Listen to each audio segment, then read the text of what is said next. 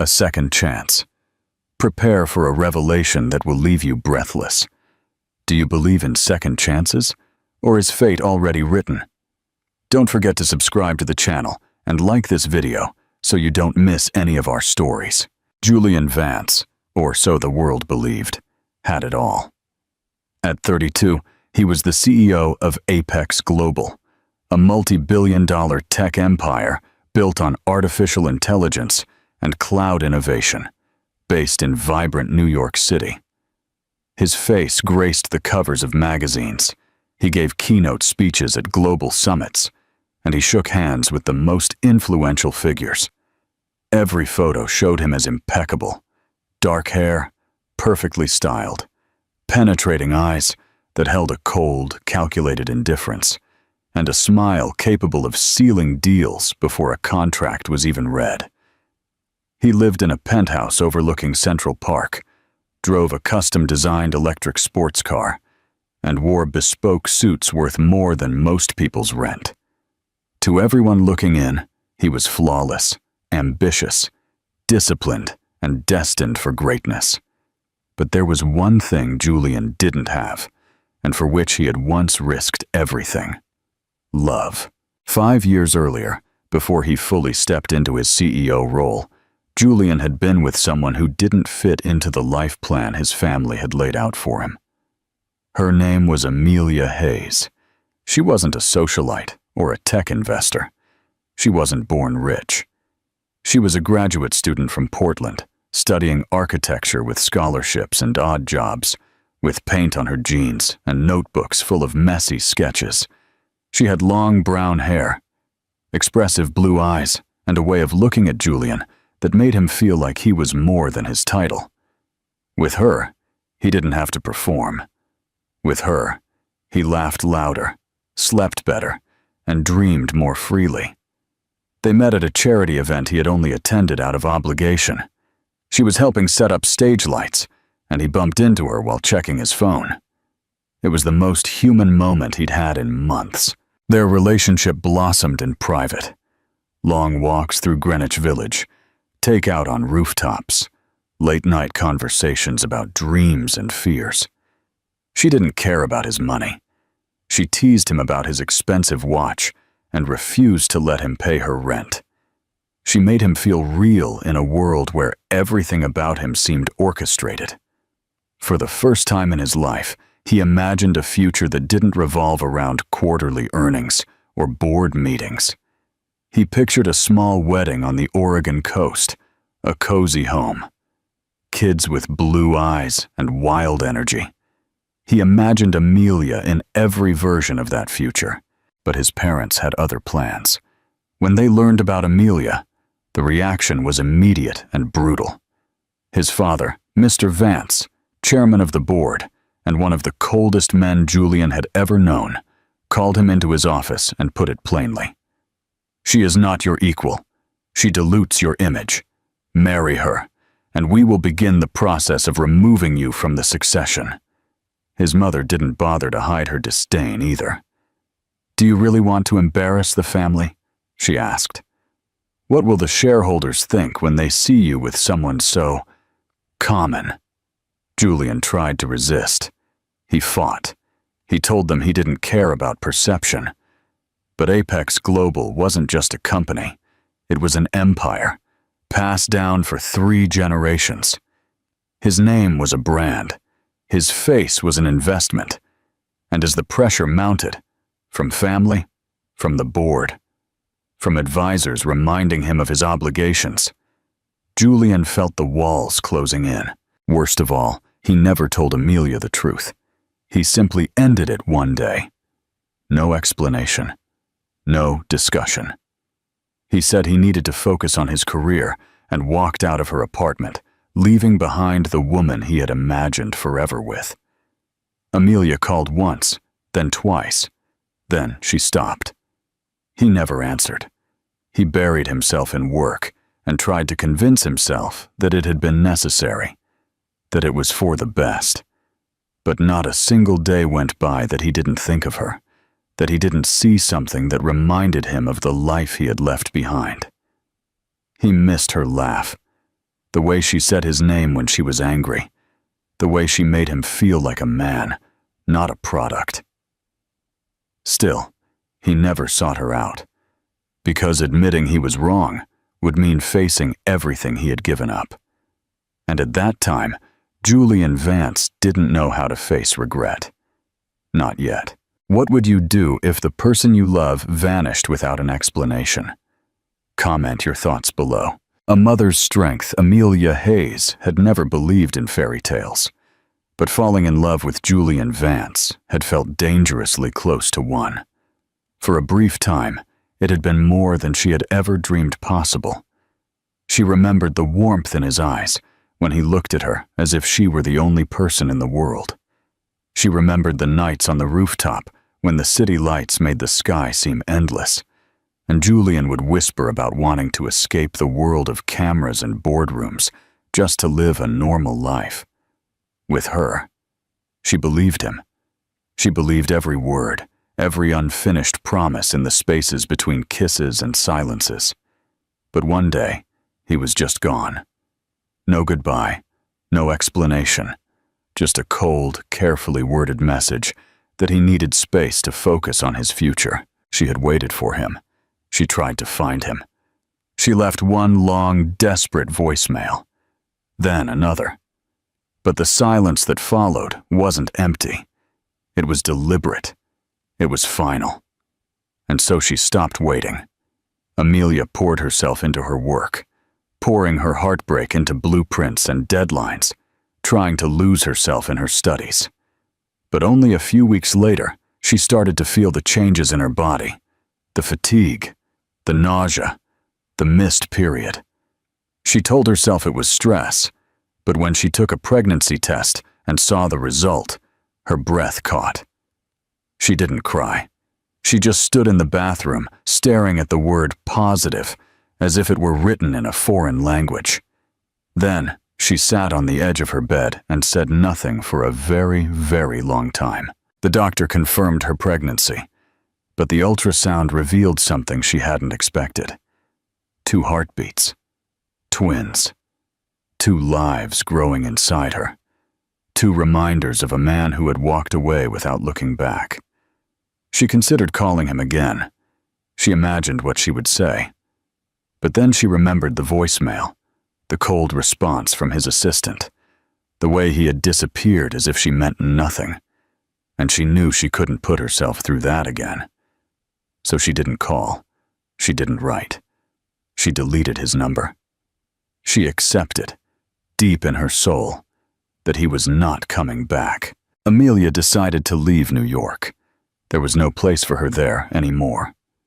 She got a job in a smaller city, Portland, at a modest architecture firm where no one asked questions about her past. She rented a small apartment and lived carefully, saving every dime. The twin pregnancy was difficult, but she was tougher. She worked through swollen feet, sleepless nights, and the fear of being completely alone in the world. She took prenatal vitamins with food stamps. She skipped meals to pay for baby clothes. And when the time came, she gave birth to 2 healthy, beautiful boys, Noah and Max. They had blonde hair from the start, and the bluest eyes she had ever seen. It was like looking at 2 small versions of the man she had once loved. At first, it broke her heart to see him in their faces. But over time, that feeling softened into something else, something fiercer. Love. Not for what could have been, but for what was. Her boys were everything. They were wild, loud, messy, and perfect. They were the reason she got out of bed when her body ached and her bank account hit 0. She worked late into the night. She took on freelance jobs. She took commissions, drawing blueprints for storefronts, cafes, even barns. Anything that would keep the lights on. She fed her boys, clothed them, kissed their scraped knees, and read them bedtime stories, even when she was too tired to stand. Amelia never mentioned Julian's name, not once. When the boys asked her why they didn't have a dad, She told them the truth, softly, that sometimes people leave because they are scared of love, and it isn't their fault, or ours either. She didn't speak of revenge. She didn't dwell on the past. She poured all her energy into raising two curious and brave little boys who had no idea they carried a last name that had once dominated a city.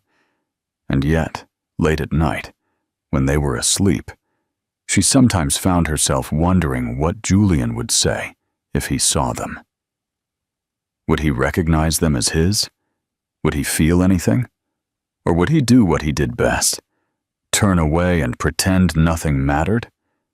She told herself it didn't matter, that she didn't care, that she had built a life without him. And it was true, but fate, as always, had other plans. Do you believe in destiny? Or do we write our own story? Leave a comment with your theories, and don't forget to like this video if you're enjoying the story. An impossible moment. The invitation came unexpectedly, hidden in Amelia's humble email inbox with a generic subject line: Architectural Futures Forum. Speaker selection. At first, she assumed it was a mistake. She had never presented at a major event, let alone one in Los Angeles. But the message was real. They had reviewed her design proposal for a women's shelter, sustainable, low cost, and community-focused, and they wanted her to speak on the panel. It wasn't paid, but they would cover travel and lodging. It was the opportunity she had dreamed of for years, and the kind of recognition she never thought she would receive as a single mother of two. Working quietly in the architecture world, she only hesitated for a moment. Then she said yeah. Coming back to the big city after 5 years felt surreal. Everything looked the same, but nothing felt familiar. She arrived with Noah and Max, 2 energetic 5-year-olds who asked endless questions on the flight, who looked at the skyline with wide-eyed wonder, and said the buildings looked like Lego towers. She dressed them smartly for the forum, in small collared shirts and clean sneakers, and packed a bag full of coloring books and snacks to keep them busy while she presented. She had no one to watch them, and she wasn't going to let that stop her. They sat patiently near the back of the exhibition space as she stood next to her model of the shelter, her palms slightly sweaty, her heart racing. The event was held in a downtown skyscraper with glass walls wrapping around the venue and sunlight pouring in. She tried not to think about the possibility of running into anyone she knew. Los Angeles was big. He wouldn't be here. Why would he be? Then she heard his voice. She was in the middle of answering a question from a reporter when the voice cut through the air, low, confident, and too familiar to ignore. She froze.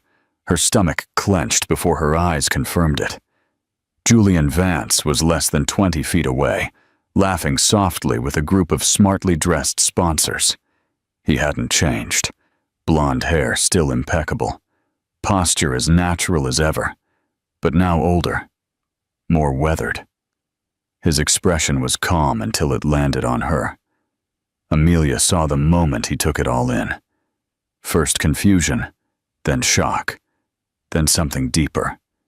His eyes shifted from her to the 2 little boys sitting on the floor behind her table, coloring quietly on the carpet. Time slowed down. Julian's face went pale. His gaze locked on the twins, and Amelia could see the gears turning, fast and desperate. She didn't move. She didn't smile. She didn't look away. He walked toward her. She tensed, gripping the edge of the display table as if it could anchor her to the floor. The people around them seemed to fade into background noise. The city, the forum, the years. All of it shrank to this one impossible moment. He stopped in front of her, his voice barely audible. "Amelia." She didn't respond. He looked down at the boys again, then back at her, visibly shaken. "Are they?" She held his gaze. "Yes," she said, calm and quiet. They're yours. He stepped back, stunned.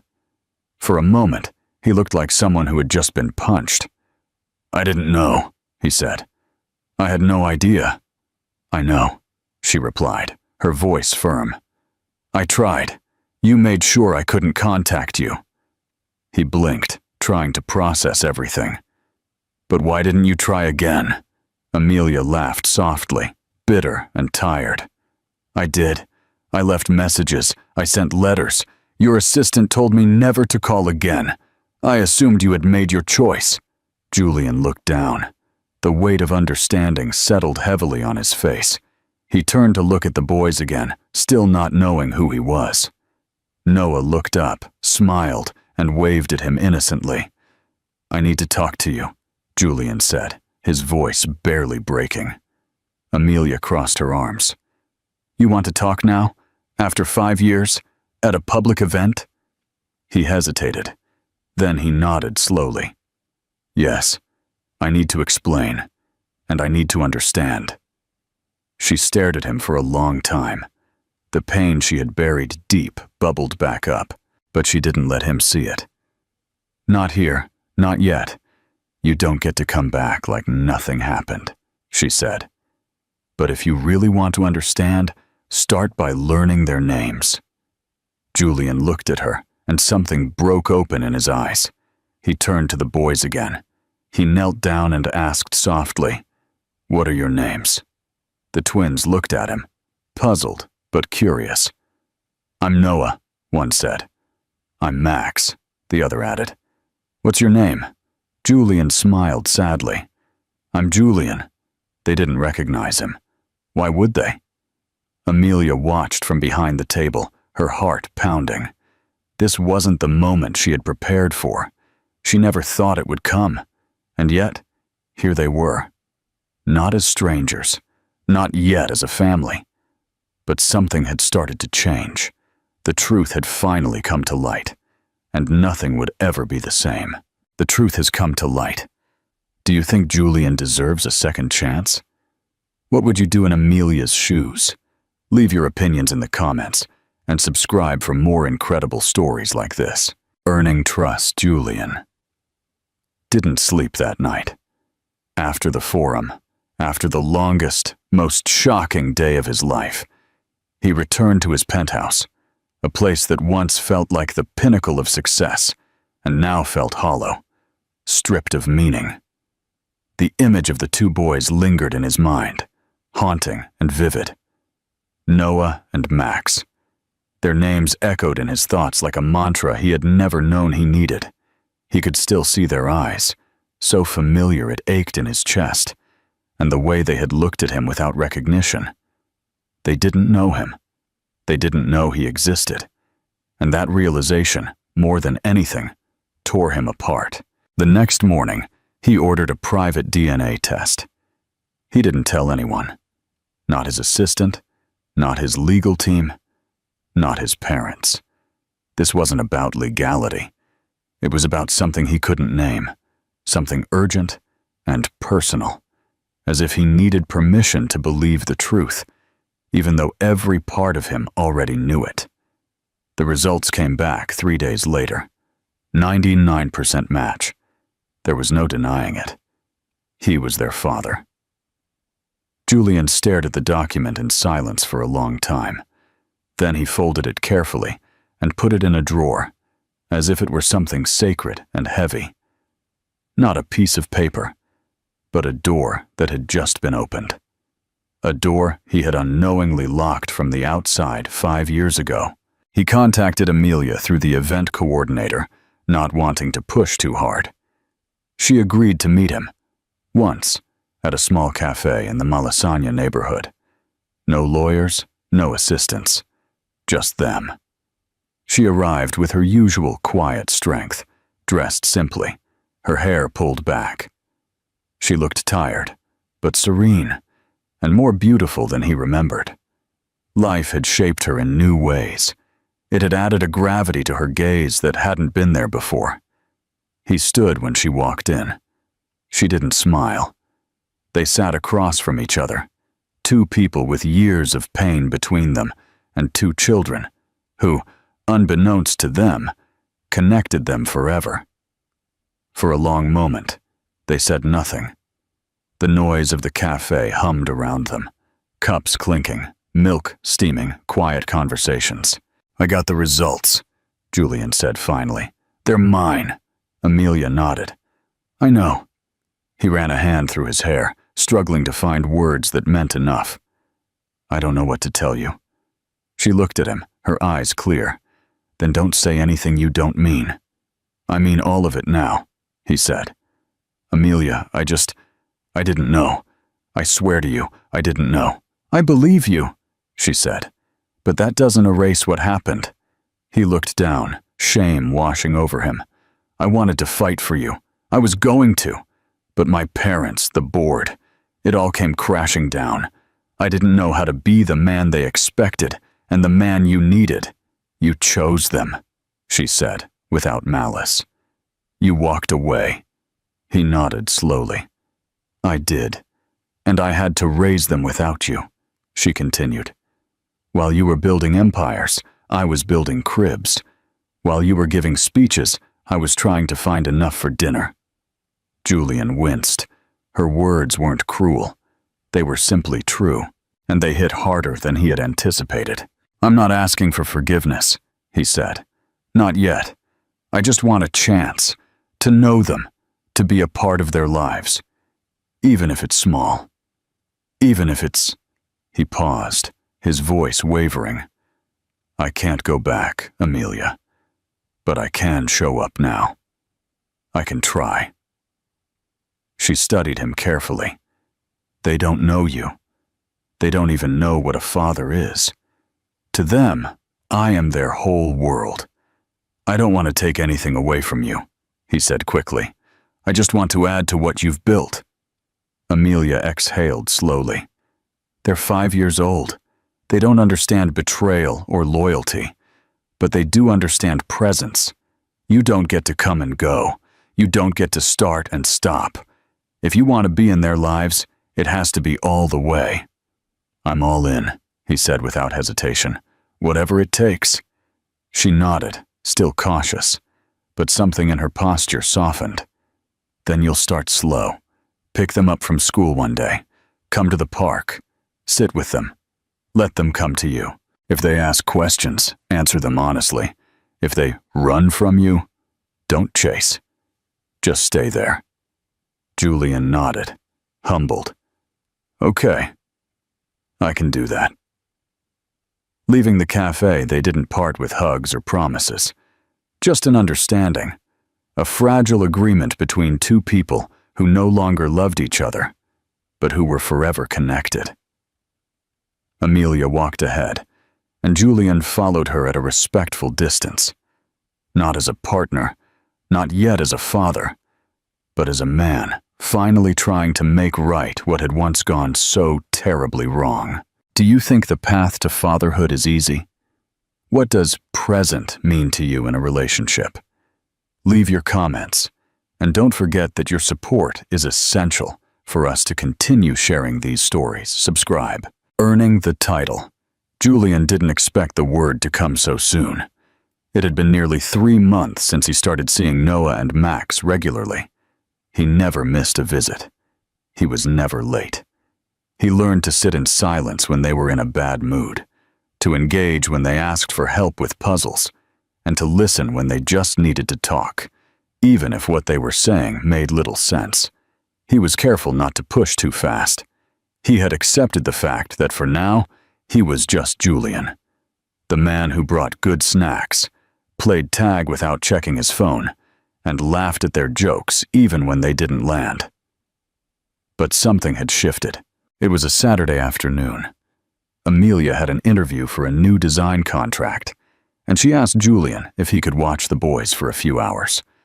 He agreed immediately, and she dropped them off at his penthouse, which he had recently made kid-friendly, even though he never thought he would need to. Toys now lived in woven baskets in the living room. A small table with crayons and construction paper sat by the window. The fridge was stocked with juice boxes, string cheese, and the kind of cereal with marshmallows he didn't approve of, but bought anyway because they loved it. That afternoon, they built an elaborate pillow fort between the sofas, complete with tunnels and a command center made from old shoe boxes and flashlights. Noah declared himself captain. Max insisted on being science officer because he'd brought a magnifying glass. Julian played along as Commander Dad, a name Max made up in the middle of their game, and said without thinking. Julian froze for a second, caught off guard by the word. Dad. He didn't respond immediately, worried that if he reacted too much, Max would take it back. So he just smiled and went along with the game. But inside, he was a whirlwind of emotion. The word kept echoing in his mind. He hadn't earned it yet. Or maybe he had. Slowly, in pieces. Not through grand gestures, but through consistency, time, and quiet love. Later that evening, after they had eaten takeout and were lying under the pillow fort, still watching a cartoon, Max snuggled up to him and looked at him. Can I call you Dad now, or do I have to wait? Julian felt a lump in his throat. He looked at Max's small, serious face, then at Noah, who was also watching him, silently holding his favorite stuffed dinosaur. Julian reached out and pulled both of them close. You can call me whatever feels right, he said, his voice cracking. But if you want to call me Dad, I would be very proud of that.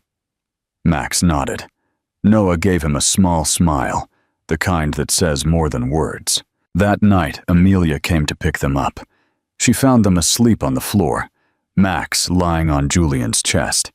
Noah snuggled up beside him, both snoring softly. Julian had fallen asleep too, his arm protectively around both of them, the TV still on silently in the background. She didn't wake them right away. She stood there for a long moment, just watching. Something inside her, something that had been locked away, started to shift. She saw the way Julian held them in his sleep, as if they had always been there. She saw how safe they looked, how peaceful.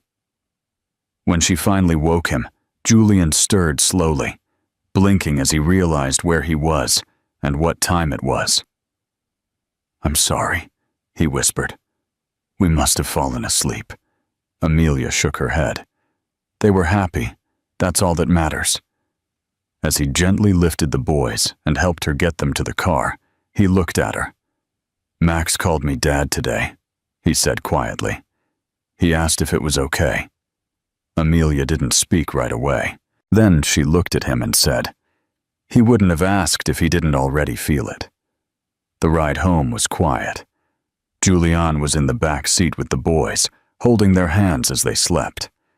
Amelia looked in the rearview mirror, and something inside her settled for the first time in a long time.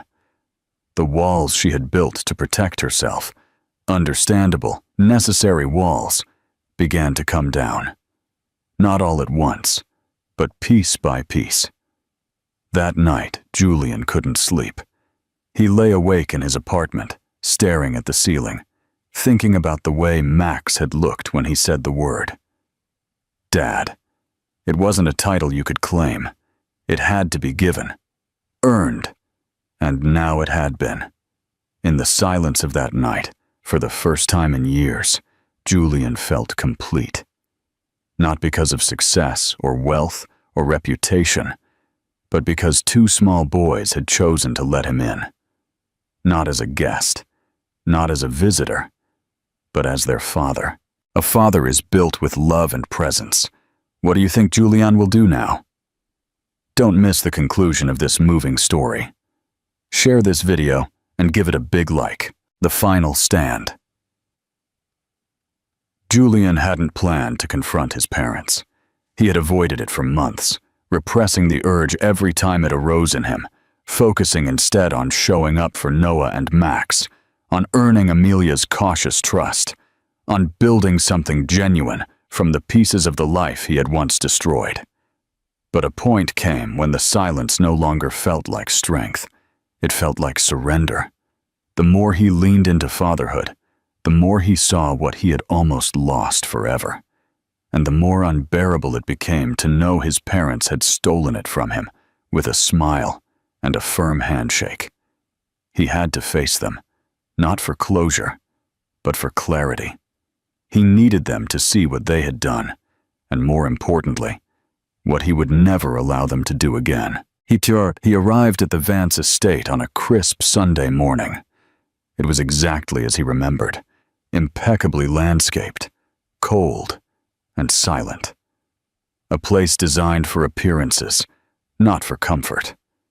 His father received him in the library, sitting in the same leather armchair where so many past conversations had been framed as sermons. His mother appeared moments later, pristine as always, with an unreadable expression. "I'm surprised you came," his father said, lacing his hands together. "We didn't expect to hear from you again." Julian didn't sit down. He stood near the fireplace, his posture calm but unyielding. "We need to talk. About Amelia. About the boys." His mother stiffened at the mention of her. "We warned you years ago." Julian turned to her, his voice sharp but controlled.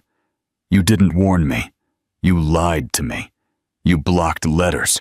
You ignored calls. You told people to keep her away from me." His father's eyes narrowed. "We did what was necessary to protect your future. You were emotional, unfocused. You would have thrown away your entire legacy for a girl who had nothing." Julian took a deep breath, the fury building in his chest. "That girl is the mother of my children. Children you didn't even bother to know existed. She raised them alone, with nothing, and they turned out better than anything this family has ever produced." His mother stood, her voice tight. "Don't be dramatic. Do you think we haven't sacrificed for you? For this name? Your success. My success." Julian cut in. "You have nothing to do with this name anymore. The company, the image, the money. None of it matters if it costs me my humanity. You tried to make me choose between love and legacy, and I listened. I walked away from the only real thing I had, but I will not make that mistake again." There was a heavy silence. His father leaned back, his tone suddenly colder, more strategic. "So what now? You'll go back to some little house with a woman and pretend you're a family man? You think the world will swallow that?" Julian looked at him, disgusted. "I don't care what the world swallows. I care what Noah and Max see when they look at me. I care what kind of man I am when I tuck them in at night. And I care about the woman who carried that weight when I walked away." His mother opened her mouth, but he didn't let her speak. "I'm not here for your blessing. I'm here to tell you that your control ends here. If you cannot accept my family, you will not be a part of our lives. That is your choice, but I'm done living under your version of success." They didn't respond right away. There was a crack in the room, a visible fracture in the illusion of power they had always held over him. For the first time, Julian wasn't the boy looking for approval. He was the man drawing a line. "I pity you," he added in a low voice. "You'll never know them. You'll never get to hear Noah explain how he thinks the moon controls feelings, or see the way Max draws his dreams. You'll miss it all. And one day you'll realize you traded your grandchildren for control." He turned and walked out, leaving them in their perfect, empty house. When he returned to his apartment, Amelia and the boys were waiting. She looked up when he walked in, reading his face instantly. "You told them?" she said. He nodded. "Everything? And?" "They didn't take it well." Amelia walked closer. "Do you regret it?" Julian looked at his sons, who were building block towers on the floor, their laughter echoing through the room. "Not for a second," he said. That night, after the boys were in bed, Amelia handed him a small box. Inside was a photograph, one she had taken weeks ago when he wasn't looking. He was sitting on the park grass, Max in his lap. Noah leaning on his side, all three of them caught in the middle of a laugh. She had had it printed, framed, a silent gesture, a thank you, a beginning. Julian held the photo for a long time before placing it on the bookshelf next to the boys' art projects. He no longer needed anyone else's validation but theirs. His family, his future, the life he finally chose on his own terms. True success. Autumn in Los Angeles has a way of softening everything. The sharp angles of the buildings blurred under the golden light. The noise of traffic seemed gentler, and even the wind carried a kind of calm. For Julian, the change in seasons mirrored what was happening inside him. Something that had been cold for a long time had begun to thaw, and in its place was a warmth he once feared he didn't deserve. It had been almost a year since he first learned about Noah and Max, and every day since had been a choice. He had chosen them.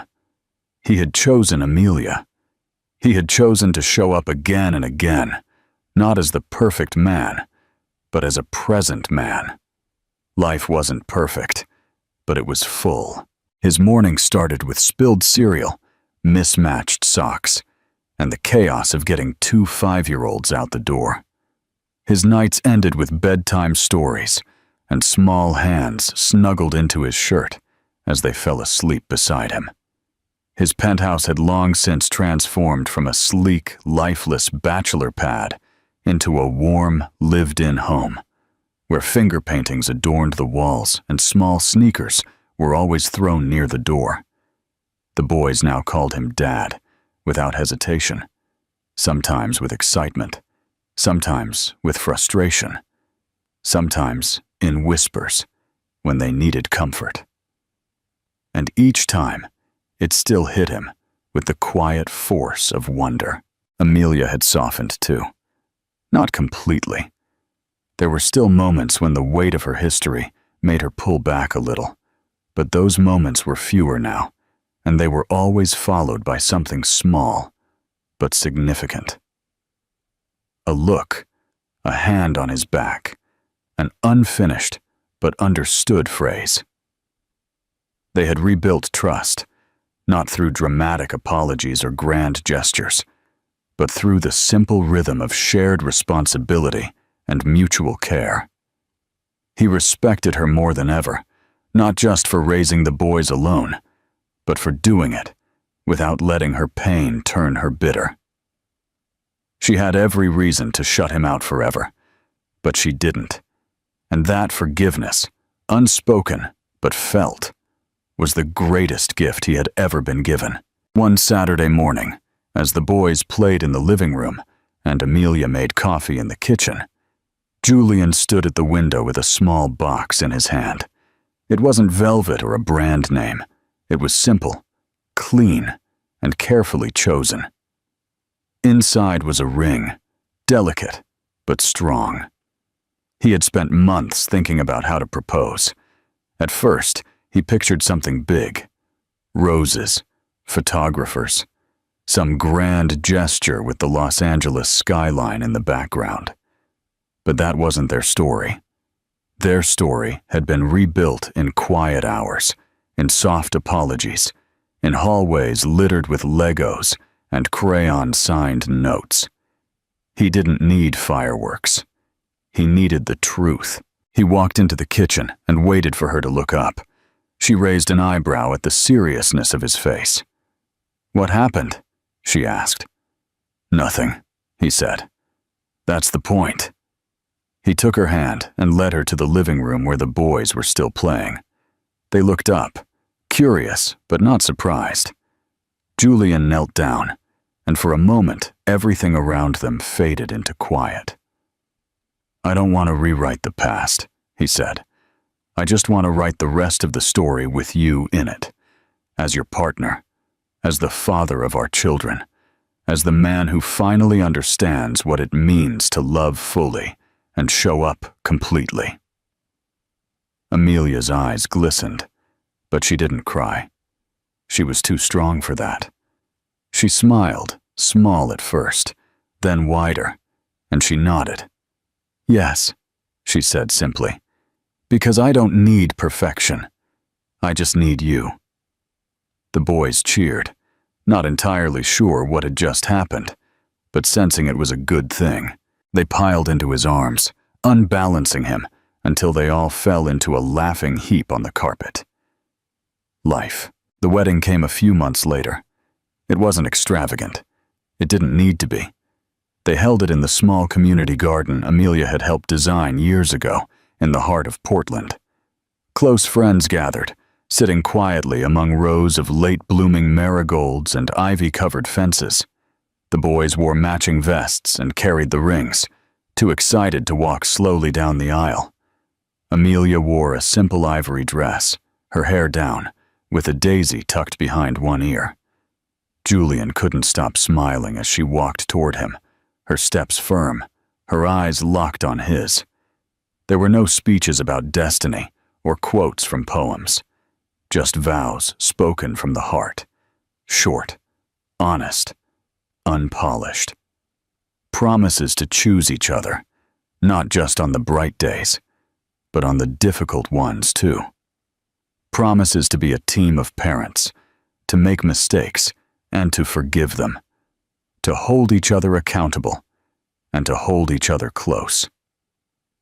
When they kissed, it wasn't the kind of kiss that marks a beginning. It was the kind that sealed something already built, slowly and fully beautifully.